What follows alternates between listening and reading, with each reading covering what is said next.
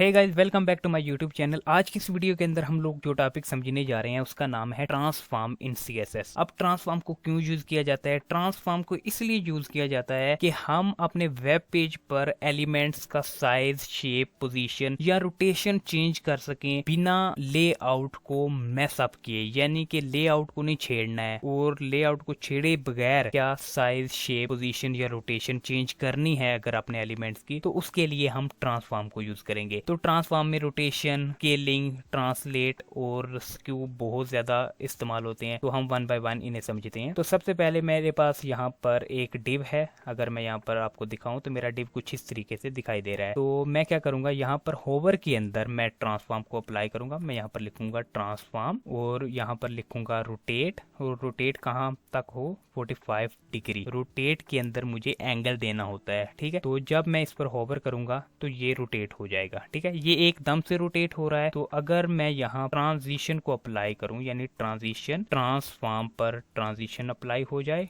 और इसमें कितना टाइम लगे, 4 सेकंड, ठीक है। तो अब आप देखना कि ये धीमे धीमे से क्या करेगा, रोटेट होगा। और अगर मैं यहाँ पर एंगल चेंज कर देता हूँ, मैं यहाँ पर लिखता हूँ 145 डिग्री तक ये रोटेट हो, तो ये 145 डिग्री तक रोटेट होगा। आप यहाँ पर कोई भी एंगल दे सकते हैं। तो अगर मैं चाहता हूँ कि ये एक्स की डायरेक्शन के अंदर रोटेट हो, ठीक है, 45 डिग्री एंगल तक, तो यहाँ पर मैं रोटेट एक्स लिखूंगा, ठीक है। तो इससे ये एक्स एक्सिस के गिर्द रोटेट होना शुरू हो जाएगा। आप देख सकते हैं ये एक्स एक्सिस इस तरीके से है, ठीक है, मेरी स्क्रीन पर। तो ये एक्स एक्सिस के गिर्द रोटेट हो रहा है। अगर मैं चाहता हूँ ये वाई एक्सिस के गिर्द रोटेट हो, तो यहाँ पर मैं वाई लिखूंगा। तो अब आप देखना कि ये वाई एक्सिस के गिर्द रोटेट होगा। तो अगर मैं चाहता हूँ कि ये जेड एक्सिस के गिर्द रोटेट हो, तो ये जेड एक्सिस के गिर्द रोटेट होना शुरू हो जाएगा। अब आप देखो, तो आप यहाँ पर कोई भी एक्सिस दे सकते हो जिसके गिर्द आप रोटेट करवाना चाहते हो। अब मैं आपको बताऊंगा स्केलिंग के बारे में, ठीक है। मैं अगर यहाँ पर लिखता हूँ ट्रांसफॉर्म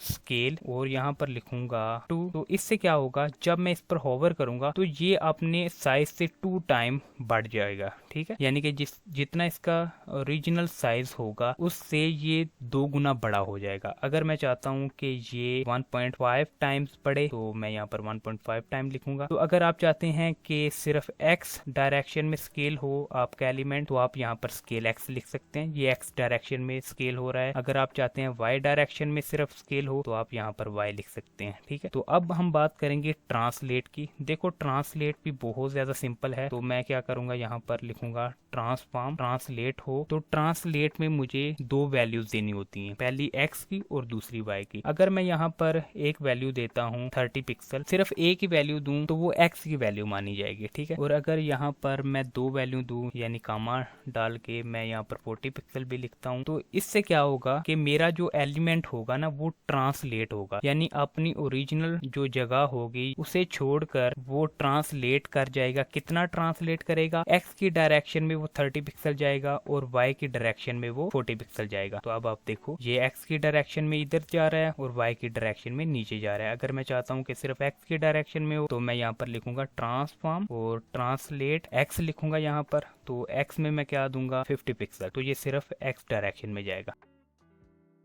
और अगर आप y डायरेक्शन में चाहते हैं तो आप यहाँ पर y डायरेक्शन में लिख सकते हैं, तो सिर्फ ये y डायरेक्शन में जाएगा। उम्मीद करता हूँ कि आपको ट्रांसलेट की भी समझ आ चुकी है। ट्रांसलेट में आप नेगेटिव वैल्यूज भी दे सकते हैं। उसमें क्या होगा मैं आपको करके दिखाता हूँ। ट्रांसफॉर्म ट्रांसलेट और यहाँ पर मैं -50 पिक्सल कामा डाल के -70 पिक्सल, तो ये क्या होगा, ये अपोजिट डायरेक्शन में चले जाएंगे, ठीक है। पहले तो इस डायरेक्शन में जा रहे थे, यानी कि पॉजिटिव एक्स एक्सिस और पॉजिटिव वाई एक्सिस की तरफ। अब ये नेगेटिव वाई एक्सिस और नेगेटिव एक्स एक्सिस की तरफ मूव करना शुरू कर देंगे अगर आप नेगेटिव वैल्यू देते हैं ट्रांसलेट के अंदर। उम्मीद करता हूँ कि आपको ट्रांसलेट की समझ आ चुकी है। अब हम बात करते हैं ट्रांसफॉर्म स्क्यू की, ठीक है। ट्रांसफॉर्म स्क्यू, और यहाँ स्क्यू के अंदर अगर मैं यहाँ पर लिखूं 45 डिग्री, तो इससे क्या होगा, जब मैं इस पर होवर करूंगा तो यूं लगेगा कि इसके ये जो 2 कोने हैं, ये वाला कोना और ये वाला कोना, इससे पकड़कर इस एलिमेंट को खींचा जा रहा है। तो इस तरीके से ये स्क्यू होता है। आप इसे एक्स डायरेक्शन में, एक्स एक्सिस में भी स्क्यू कर सकते हैं, ठीक है।